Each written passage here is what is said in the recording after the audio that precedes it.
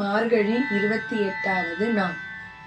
கறவைகள் பெண் சென்று கானம் சேர்த்தும்போம் அறிவொன்றும் இல்லாது ஆய்குலத்து முன் தன்னை பிறவி பெருந்தோனை புண்ணியம் யாமுடையோம் குறை ஒன்றும் இல்லாத கோவிந்தா உன் தன்னோடு உறவே நமக்கிங்கு ஒழிக்க ஒழியாது அறியாத பிள்ளைகளும் அன்பினாலும் தன்னை